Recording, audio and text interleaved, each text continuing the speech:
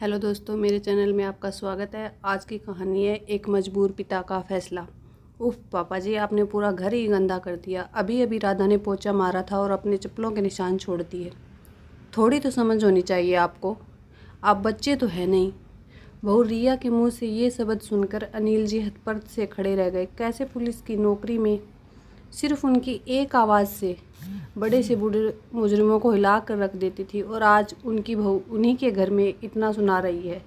तभी पत्नी ने उन्हें सोफे पर बिठाते हुए कहा, कोई बात नहीं जी, बहू की बातों का क्या बुरा मानना, बस जुबान की तेज है, बाकी उसके मन में ऐसा कुछ नहीं है।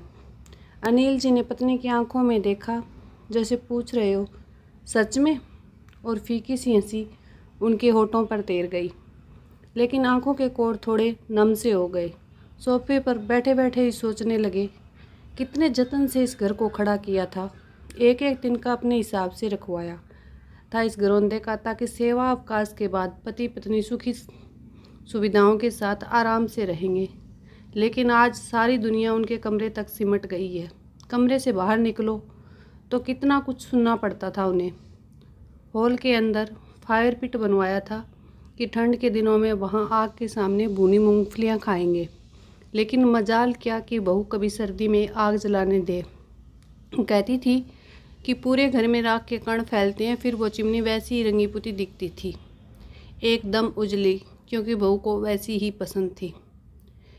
ये सब सोच रहे थे, तभी पत्नी उनके हाथ में कॉफ़ी का मग लिए वहाँ उनके पास आ बैठी। पति को बहुत अच्छे से जानती थी कि वो अभी गुस्से में थे, और उनके हाथ की कॉफ़ी पीकर उनका गुस्सा शांत हो जाता था। पत्नी भी क्या करती, पति और बेटे सोमेश के मोह में फंसी एक भारतीय नारी जो ठहरी।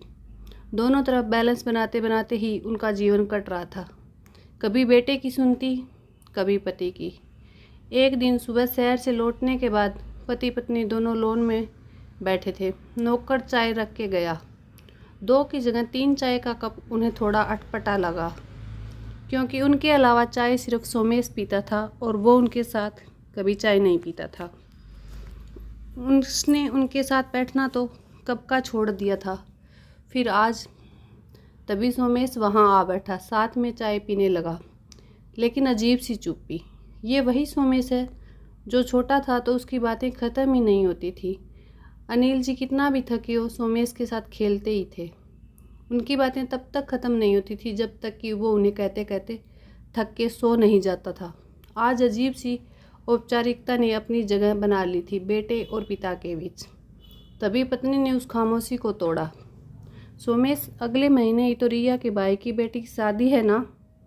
हाँ माँ, उसी बारे में बात करने आया हूँ। लड़के वाले इसी शहर के हैं और वो यहीं से शादी करना चाहते हैं।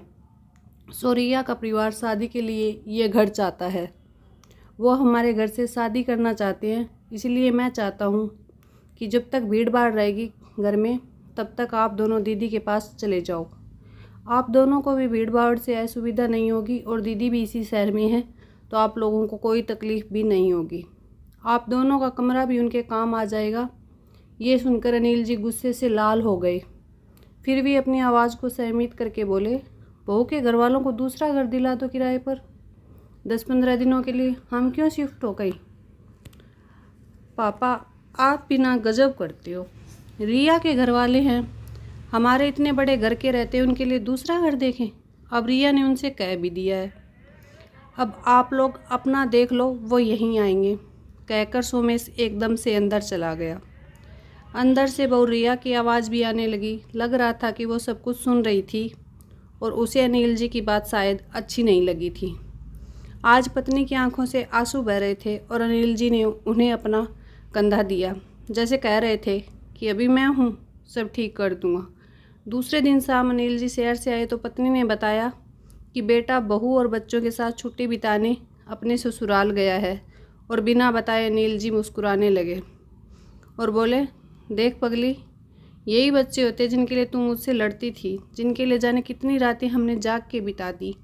आज वो हमारे घर से हमें ही जाने को कह रहे हैं। कोई बात नहीं, मैं भी इनका बाप हूँ, कहकर अंदर चले गए। 1 हफ्ते बाद सोमेश परिवार के साथ लौटा तो दरवाजे पर ताला लगा था। चौकीदार बैठा था। उन्हें देखते ही उनके पास पहुंचा, एक चाबी सोमेश के हाथों में दी और एक चिट्ठी भी। चिट्ठी खोलकर पढ़ने लगा। वो खत अनिल जी का था, सोमेश के नाम। सोमेश, मैं और तुम्हारी माँ रामेश्वरम जा रहे हैं, 1 महीने बाद लौटेंगे। ये जो चाबी है तुम्हारे हाथ में, वो घर की चाबी नहीं है, वो एक दूसरे फ्लैट की चाबी है जिसमें तुम सभी का सामान रखवा दिया है। वो फ्लैट मैंने बहुत पहले ख़रीदा था, तुम्हें नहीं बताया था। पोस इलाके में है, तुम लोगों के लिए अच्छा है। अगर अच्छा ना लगे तो अपने हिसाब से घर ले लेना। ये घर मेरा और तुम्हारी माँ का है और हमारा ही रहेगा। इसमें से हमें कोई नहीं निकाल सकता। अभी तक सब कुछ बर्दाश्त करता रहा था क्योंकि तुम्हारी माँ खुश रहे, लेकिन अब तुम्हारी बातों से उसकी आंखों में आंसू आए, ये मैं बर्दाश्त नहीं कर सकता। ये हमारा सपनों का घर है जिसमें हम अपने बच्चों और नाती पोतों के साथ रहना चाहते थे, लेकिन शायद ईश्वर को ये मंजूर नहीं था और तुम लोगों को हमारा साथ पसंद नहीं था। वो घर मेरे और माँ के तरफ से तुम लोगों के लिए आशीर्वाद स्वरूप है। इच्छा होगी तो रखना, वरना वापस कर देना। माता पिता होने के नाते हम अपना आत्मसम्मान नहीं खो सकते। हमारे बाद ये घर ट्रस्ट का होगा जो यहाँ वृद्ध आश्रम बनाएंगे। इस घर पर तुम्हारा या तुम्हारी बहन का कोई हक नहीं होगा। ये बात मैंने तुम्हारी बहन को बता दी है, उसे हमारे फैसले से कोई दिक्कत नहीं है। उम्मीद करता हूँ तुम्हें भी यह फैसला मंजूर होगा। अब तुम अपने बीवी बच्चों के साथ फ्लैट में अपने हिसाब से रह सकते हो। रिया और सोमेश को यकीन ही नहीं हो रहा था इस फैसले पर। दोनों को अपने किए पर पछतावा हो रहा था। पता नहीं ये पछतावा घर से निकाले जाने का था या अपने बर्ताव पे जिन्होंने अपने माता पिता के साथ किया था। ये कड़वी तो है कहानी, लेकिन ये आज के ज़माने की बहुत से घरों की सच्चाई बन चुकी है। थैंक यू मेरी कहानी सुनने के लिए।